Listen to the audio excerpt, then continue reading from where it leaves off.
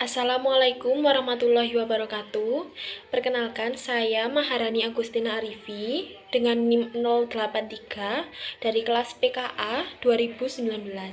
Di sini saya akan membahas mengenai aliran informasi genetik materi biokimia 2. Jadi sebelum kita membahas mengenai aliran informasi genetik, kita akan membahas terlebih dahulu mengenai gen.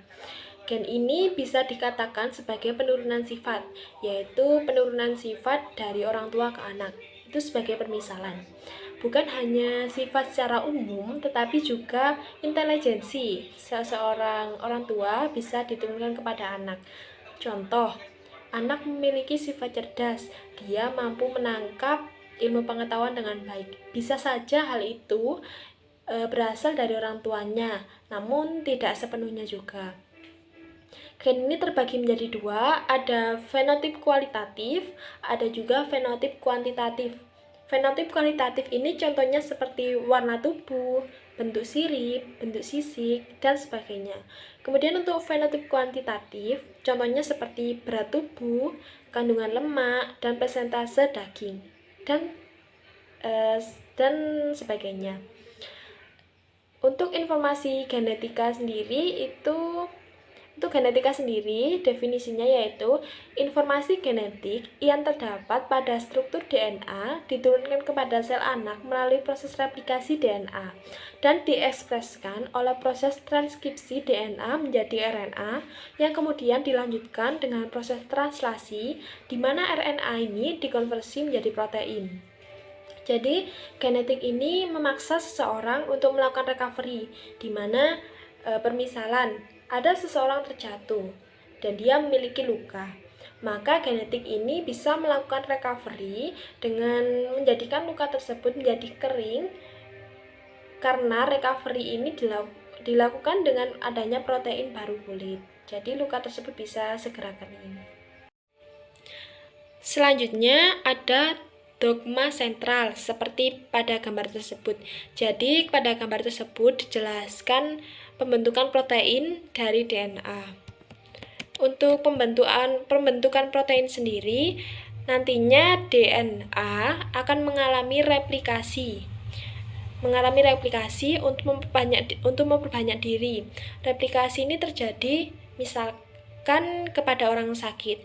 Pada orang sakit itu memiliki standar tubuh yang turun.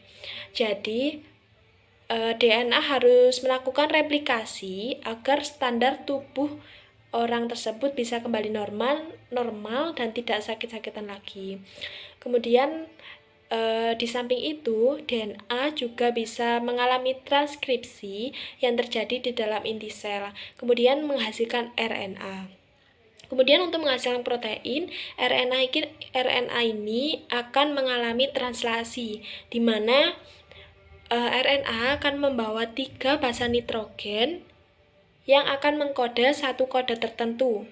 Kemudian tiap 3 pasang kodon akan menjadi satu asam amino. Rangkaian beberapa asam amino tersebut akan menjadi protein, dan disitulah terbentuk protein. Untuk selanjutnya ada perbedaan DNA dan RNA. Pada gambar tersebut, pada bagian A itu ada perbedaan DNA dan RNA pada ikatannya. Untuk DNA itu ikatannya double helix, sedangkan untuk RNA itu tunggal. Pada gambar tersebut, untuk DNA double stranded, untuk RNA generally single stranded. Kemudian pada yang B, gula pada DNA itu bernama deoksiribosa, sedangkan pada RNA itu bernama ribosa. Yang gambar C, basa nukleotida yang digunakan pada DNA itu timin, sitosin, adenin, dan guanin, sedangkan pada RNA itu urasil, sitosin, adenin, guanin. Jadi pada yang C perbedaannya pada DNA itu timin, sedangkan pada RNA basanya yaitu urasil. Setelah itu kita akan berlanjut ke protein. Protein ini senyawa organik kompleks berbobot molekul tinggi yang merupakan polimer dari monomer-monomer asam amino yang dihubungkan satu sama lain dengan ikatan peptida. Proses pembentukan protein atau proses sintesis protein yakni memiliki dua tahapan, ada transkripsi dan translasi. Pada video tersebut dijelaskan yang transkripsi. Transkripsi ini terdiri dari 3 tahapan, ada inisiasi, elongasi, dan terminasi. Untuk inisiasi ini sendiri, nantinya daerah DNA di mana RNA polimerase melekat dan mengawali transkripsi disebut sebagai promoter. Jadi suatu promoter ini nantinya akan menentukan di mana transkripsi dimulai. Selain itu juga menentukan yang mana dari kedua untai heliks DNA yang digunakan sebagai wadah atau digunakan sebagai cetakan. Ada juga elongasi. Elongasi ini pengikatan enzim RNA polimerase beserta kofaktor-kofaktornya pada untaian DNA cetakan yang tadi pada inialisasi yang akan membentuk kompleks transkripsi. Jadi nanti selama sintesis RNA berlangsung, kompleks transkripsi ini akan bergeser di sepanjang molekul DNA cetakan, sehingga nukleotida demi nukleotida akan ditambah kepada untai RNA yang sedang diperpanjang pada ujung tiganya. Jadi elongasi ini terjadi dari arah 5 ke 3. Sementara untuk RNA polimerasenya akan bergerak dari 3 ke 5 di sepanjang untai DNA cetakan. Beda lagi dengan terminasi.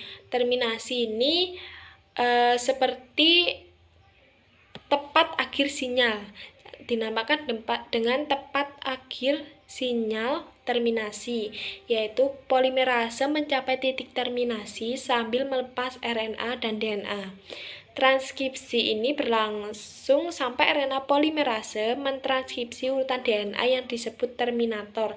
Terminator yang ditranskripsi merupakan suatu urutan RNA yang berfungsi sebagai sinyal terminasi yang sesungguhnya, dan nantinya akan dilanjut pada proses translasi. Ya, sekian penjelasan dari saya mengenai aliran informasi genetik.